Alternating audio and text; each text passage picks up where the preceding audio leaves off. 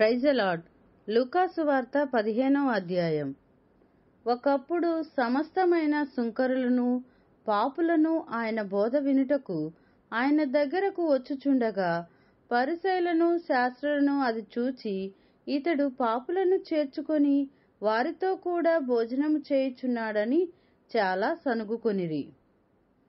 అందుకాయన వారితో ఈ ఉపమానము చెప్పెను.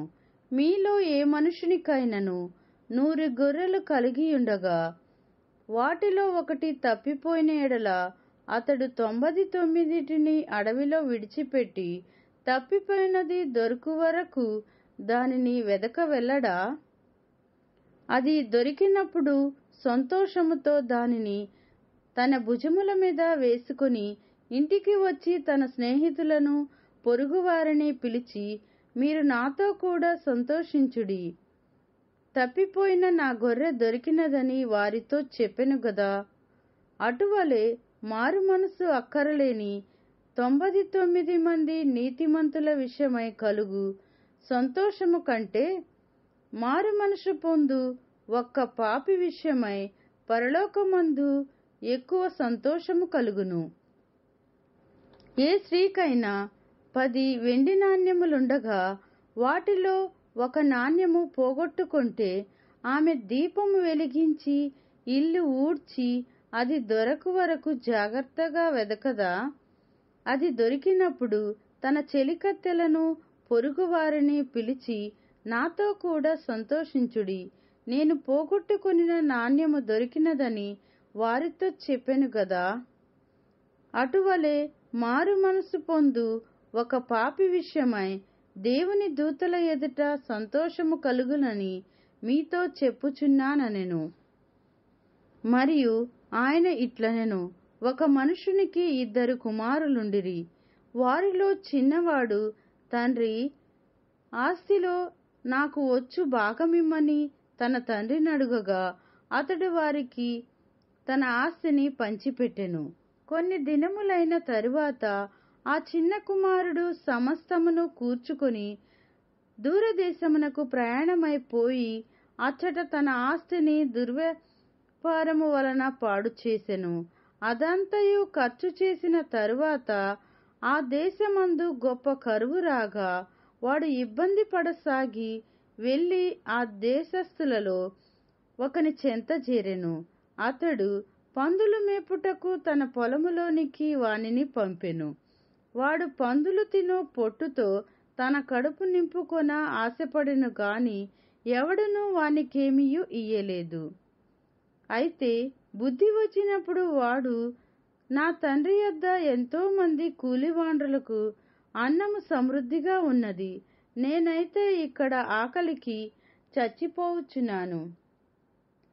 నేను లేచి నా తండ్రి యొద్దకు వెళ్ళి, తండ్రి, నేను పరలోకమునకు విరోధముగాను నీ ఎదుటను పాపము చేసితిని.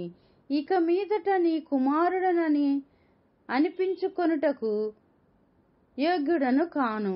నన్ను నీ కూలివారిలో ఒకనిగా పెట్టుకొనుమని అతనితో చెప్పుదురనుకొని లేచి తండ్రి యొద్దకు వచ్చెను.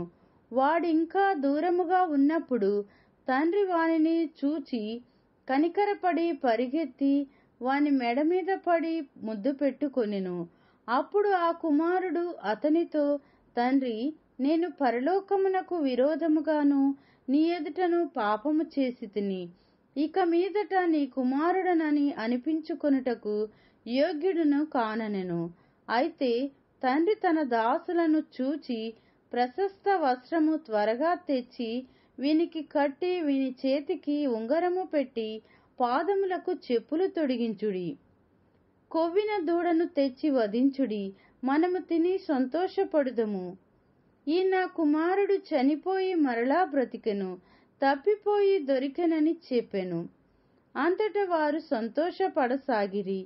అప్పుడు అతని పెద్ద కుమారుడు పొలములో ఉండెను. వాడు పొలము నుండి వచ్చుచు ఇంటి దగ్గరకు రాగా వాయిద్యములను నాట్యమును జరుగుట విని దాసులలో ఒకని పిలిచి ఇవి ఏమిటని అడుగగా ఆ దాసుడు అతనితో, నీ తమ్ముడు వచ్చియున్నాడు, అతడు తన యొద్దకు సురక్షితముగా వచ్చినందున నీ తండ్రి కొవ్విన దూడను వధించెననెను. అయితే అతడు కోపపడి లోపలికి వెళ్ళనొల్లకపోయెను గనుక తన తండ్రి వెలుపలకు వచ్చి లోపలికి రమ్మని బతిమాలుకొనెను.